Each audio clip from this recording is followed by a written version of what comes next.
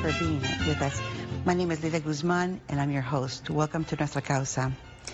We have heard a lot about the immigrants that are coming in seeking asylum, and so several different folks in the administration are calling them the immigrant caravan.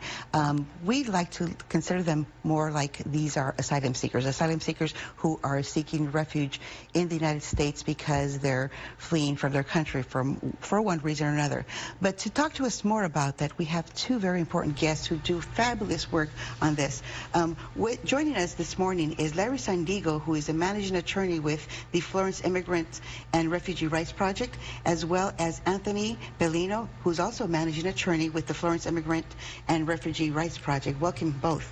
Thank you for being with us. Good morning, Lydia. Thank you for having us. Thank you, Lydia. So tell us a little bit about, first of all, the Florence Immigrant and Refugee Rights Project. What is this organization? So the Florence Project is the only free legal and social service provider in the state of Arizona to the thousands of men, women, and children in immigration custody. So in immigration proceedings, unlike criminal ones, there's no right to a government-appointed counsel, meaning there's no public defender system. And so what the Florence Project does is we provide services to these folks, including asylum seekers, in upholding their rights before the law and seeking legal relief for them. Okay, so that means that when families are in detention, so do you help families that are currently in detention at both the, because I know here in Arizona we have a number of immigration detention centers, right? Do you go and visit them there? That's correct, Lydia. We do. There are two major areas where we visit individuals. That would be in Eloy and in Florence, Arizona. And part of our program is also a juvenile program, which deals with children who are in the custody of the Office of Refugee Resettlement. Oh, I see. So, but the program has several different divisions, and I understand that you are each managing for the different divisions. Tell me what you do, Larry. So I oversee our pro bono program, and our pro bono attorneys are volunteer attorneys who take on cases. We have attorneys who take on children's cases in Phoenix and Tucson, and volunteer attorneys who take cases for adults in Eloy and Florence. So I started out in the children's program, and like Anthony said, these are kids who are being held in the custody of the Office of Refugee Resettlement. And again, we try to provide services as much as possible to them, including direct representation. Oh, wow. And now tell me about the program because I know that you're also a managing attorney. I am. I actually manage 4 programs at the Florence Project. Most notably, for purposes of our conversation today, I manage the asylum program for adults, and I also am the managing attorney for the Keno Border Initiative Fellow. The Florence Project has a unique collaboration, Lydia, with KBI, the Keno Border Initiative, which is a binational effort. KBI has offices both in Nogales, Sonora, Mexico, as well as here in Arizona. And the program's aim is to provide legal orientations to individuals who have fled their country because of persecution and violence, and who are planning on entering the United States, presenting themselves in order to seek asylum. So KBI has a humanitarian assistance center in Nogales, Sonora, where they provide food, clothing, legal orientation, medical care, things of that nature. So let's talk about the asylum seekers. The asylum seekers are, who are these folks? Because, these aren't the regular folks that are immigrating, in the past decades. Who are these folks? If I may, the asylum seekers are individuals who are fleeing their countries. They either have experienced past persecution on account of their race, religion, nationality, political opinion, or membership in a particular social group, or they have a future fear of being persecuted in their home countries. So individuals have been coming to the United States, and under U.S. and international law, they have the absolute right to request asylum in the United States. And so this particular group that we're hearing a lot about in the news, these are folks that are coming from Central American countries, am I correct?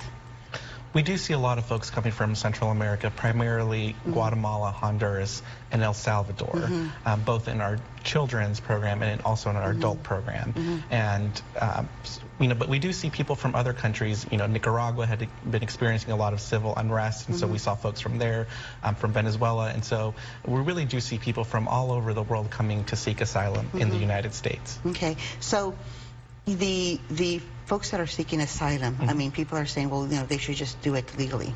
Okay, so for those folks that say to you, why aren't they doing it legally? What do we say to those folks? What I tell them is they are doing it legally. U.S. and international law is clear that people who come to the United States who are physically present, regardless of how they entered the United States, have the right to seek asylum. And so that means whether they present at an official port of entry like Nogales or San Luis, or even if they enter between ports of entry, they have the right to do that. That was a law that Congress adopted in the 1980s. They made it very clear that this is the lawful way of seeking asylum. So the folks that are at the ports of entry right now, something has happened and they're not letting them in. Can you explain to us what's going on? Sure. For example, Lydia, in Nogales, Arizona, each day approximately 10 people or 10 families are being allowed to present at the port of entry and to request asylum.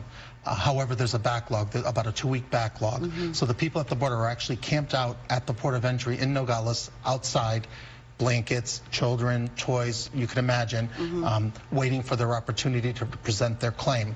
Other individuals who are waiting in Mexico, some are in shelters, but unfortunately there are not sufficient shelters to accommodate all those individuals seeking asylum. So we at the Florence Project are very concerned about those individuals who are waiting in often very adverse circumstances, who are often at risk of danger from criminal elements, risk of human trafficking, risk of being the victims of violence while waiting in Mexico. But the administration recently said that he wasn't going to allow folks in and they were going to shut the borders. I remember that there was a statement that was made and then there was a lawsuit that was filed. Can you explain to us a little bit about what that is, that lawsuit?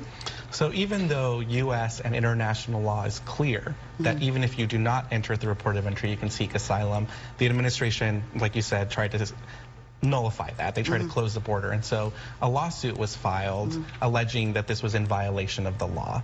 The judge issued something called a temporary restraining order, a TRO, because of the harm that would be done to those people who were seeking asylum. And so as of right now, our law is still being upheld and people are still being allowed to apply for asylum whether they present at port of entry or not.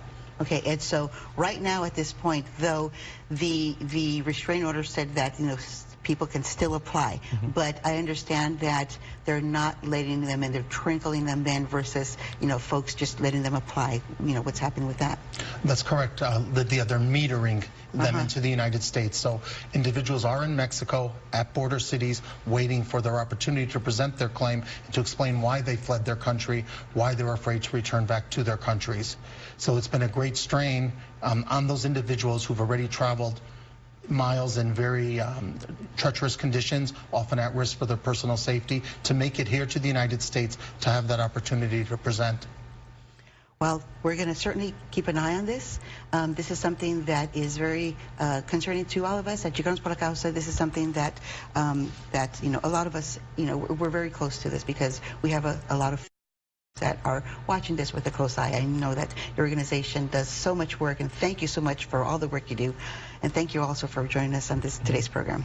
Thank you. When we come back, we'll be talking about the League of United Latin American Citizens. Stay with us.